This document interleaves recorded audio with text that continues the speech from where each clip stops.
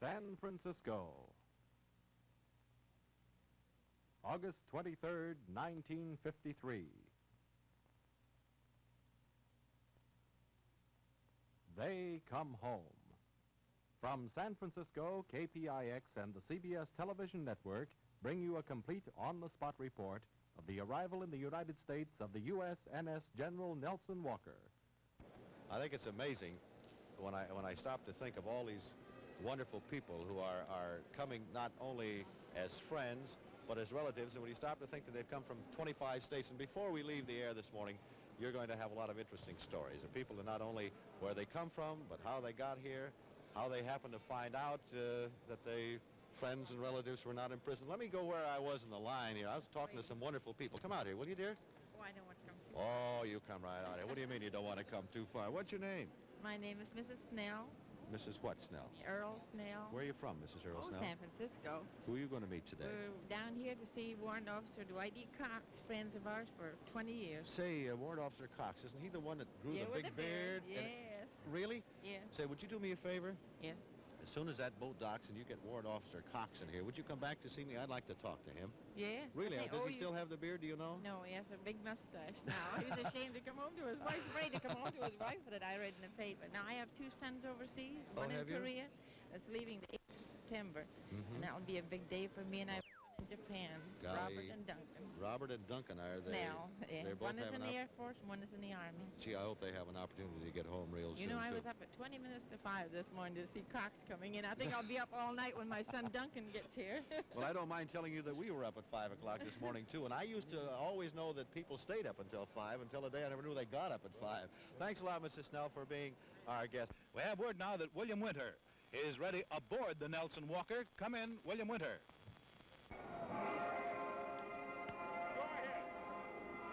Hello down there. Do you see me in that camera? That's the 6th Army Band over there serenading the troops who are lined up 2 decks below where I am standing. I'm up on what is called the sun deck, as you see, amidships on the port side. Now, the men have just finished their briefing just a few minutes ago, and the loudspeaker just told them to line up on the promenade deck so they can see the people on the shore, families and friends who come to greet them.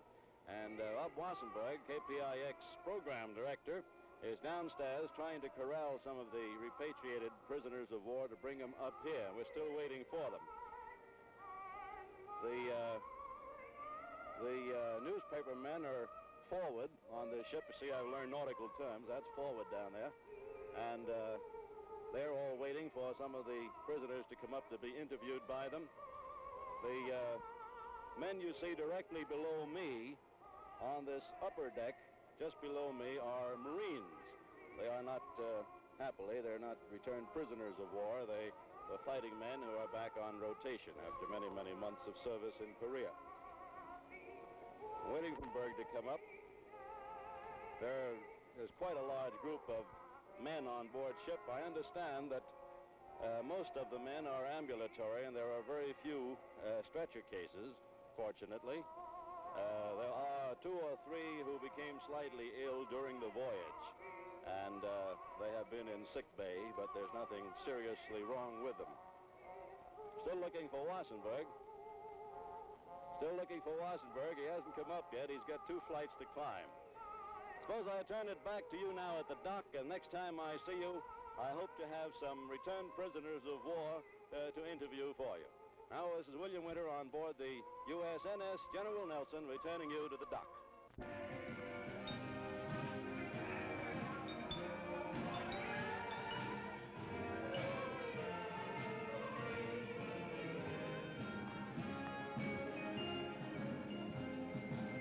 Sally Norwood singing to the men aboard ship. Perhaps a short while ago when she finished her first song, you heard the big cheer that the men let out.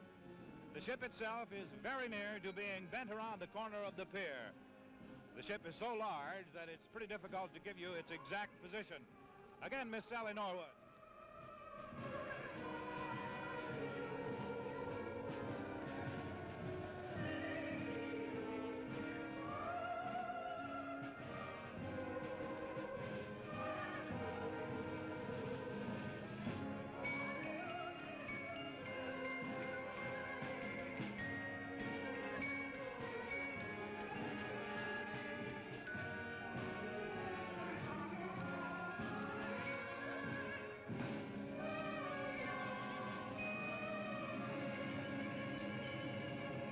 a cheer.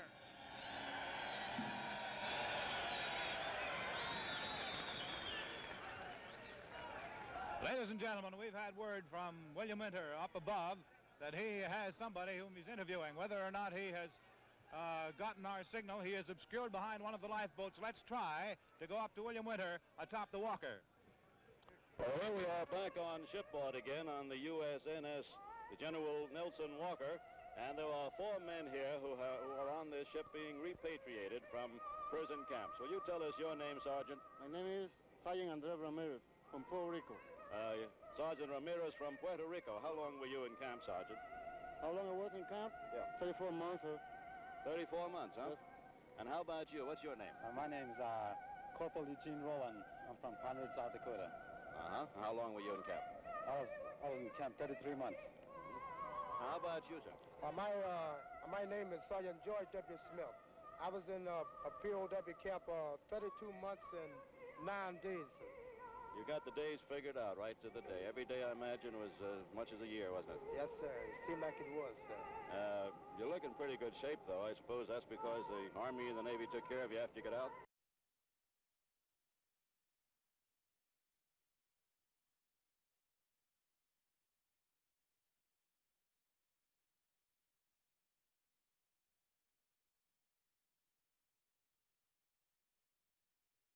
Since you were there? A year ago, sir. Just a year. You're back on rotation now? A repatriated prisoner, So sir. you're a repatriated prisoner. When were you taken prisoner? March 1st, 1953. How were you treated in camp? Do you mind telling us? All the treatment was fair, and the food was adequate for what they could give us under the conditions. Did you notice any difference in the treatment that the Chinese and the North Koreans gave you? Yes, the Chinese gave you much better care than the North Koreans. The North Koreans hardly gave you enough food to eat and things like that. The Chinese treated you better generally, huh? The Chinese treated you much better. How about medical attention, if you needed any? Did you?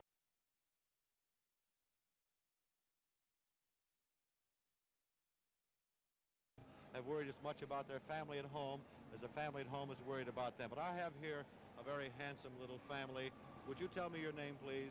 Mrs. Laura Curry, Where are you from, Mrs. Curry? Rockford, Illinois. How long has Mr. Curry been in prison? 33 years. 33 months. That seems like 33 years, doesn't Yes, it does. I heard you say to your son, please don't cry, because you tried to tell me not to cry for the last 3 years, but you can't That's help right. having a tear in your eye, can you? Is your husband a regular Army man? Yes. Made a career out of it? How did you hear about him being repatriated? I mean, who told you? My sister called me on the phone, and then, of course, everybody else did, too. There's a fellow that's so anxious to see his daddy. What's your name, honey? Pat Curry. Pat? I Yeah. think you caught a glimpse of your father just a moment ago, and as you did, you got a great big tear in your eye. You think you're going to know your daddy when you see him again? I think You're really anxious, aren't you? If you just stand right here, they're going to put the runway down in just a moment, and as you can see the gangplank right now, all of the litter cases will come off first, and then people like your daddy. And after 33 months, you're going to be happy to see him, aren't you? What's your name, honey? David. David, how old are you? 5. You haven't seen your daddy for 33 months, which is about half of your life or a little bit more. Is that right? Yeah. Well, Mrs. Curry, I think a little tear on the part of both of you, yourself and your 2 children right now, might help you a little bit when you go to see him, right? God bless all of you wonderful people who are here today.